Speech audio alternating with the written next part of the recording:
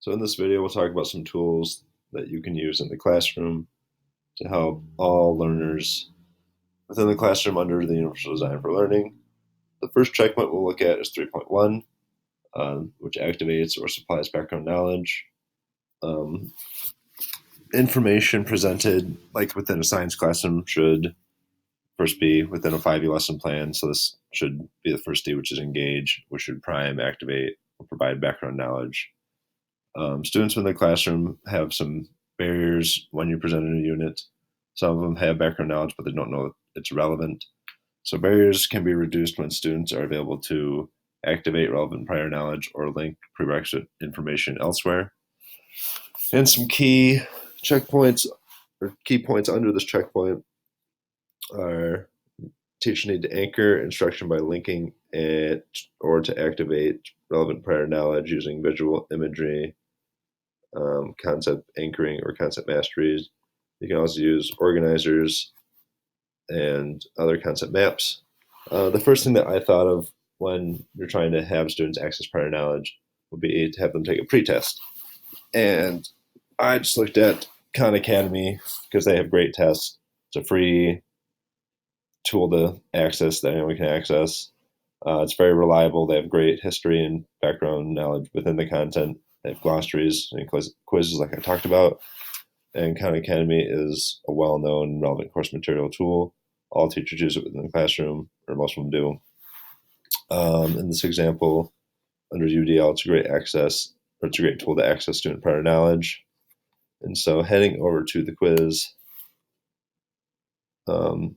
it's just a simple quiz to help students access prior knowledge. They might know something about, like in this question, Charles Darwin and his voyage across or around the world on the Beagle. And so what was his expectation for the appearance of new but similar species? Because species were closely filled or created to fill demand within their ecosystem. Oh, that's wrong, but maybe that's what students thought. And you can come down here and say get help. And say Darwin thought that new but similar species appeared to replace the extinct species of the same group. And so I just thought this was a great tool because students can test their prior knowledge and also see if they were right on their prior knowledge or if they're wrong, like I was here. They could just head down here and look at the reasons why they were wrong. Our next checkpoint 3.2, highlights patterns, critical features, big ideas, and relationships. One of the most effective ways to make information more accessible is to provide explicit cues or prompts that help individuals become aware of those features that matter most while avoiding those that matter the least. So some key notes about this checkpoint is highlight or emphasize key elements in the text, graphics, or formulas.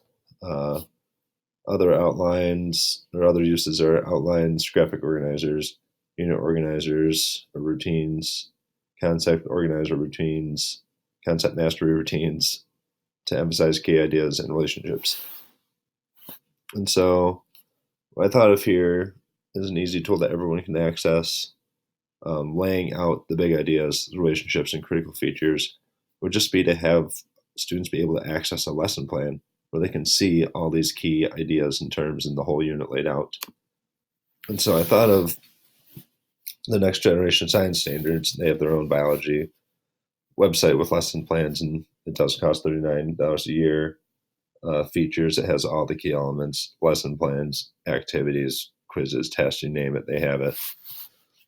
Reviews, it's just well known. It's a national standard, very reliable. For this example with UDL, it's just highlighting key information and just accessing key elements. And so we can head up there. And so here's our NGSS biology toolkit right here. We can scroll down. You can see that I'm not within the lesson plan, but this is just kind of like the overarching layout of what's going to happen within this lesson. You can see that they have lesson plans. They have a bunch of different things like adaptation, survival of the fittest, sexual selection, artificial selection, all a bunch of key terms, which are all lessons that we can look at. Also, I don't have an account set up, but I can only access a little bit of this website. If you pay the $39, you obviously have access to everything, but I can just show you some key points. But this is just, again, just showing everything that's all laid out. Talks about types of evolution, lesson plans, evidence of evolution, and just a whole bunch of lesson plans, the history of life, lesson plans, everything. And so I can click on natural lesson plans, and we can go to one about adaptation. And you can see that the topic would be Darwin's Finch Adaptation Lab. This could give students access to everything that we're going to do, so there's no surprises.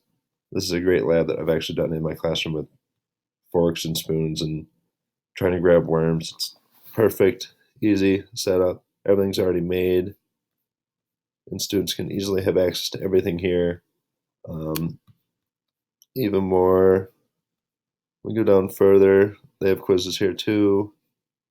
So if students were really interested in what was coming up, if they only wanted to look at what the big ideas were, or they can just use this as a great study kit too. Just looking at artificial selection, human breeding, and animals. Easy. They know the big ideas. And so I just thought these were two great resources that teachers could use within the classroom to help all learners. Again, our first checkpoint looked at Khan Academy, accessing prior knowledge.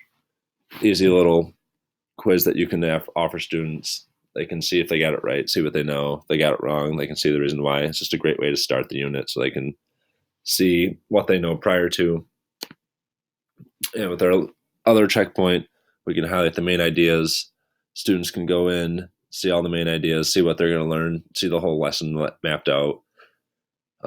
Also a great tool for teachers because that's easily laid out. It's not like they have to reinvent the wheel on how to set up a unit of natural selection. They have everything all laid out. They can hit the key points and see all these lessons. Two great little tools that I thought could be helpful for teachers, mainly biology teachers. I'm sure these exist with other ways, but helping all students learn is a great way. These are two tools. Thanks for listening.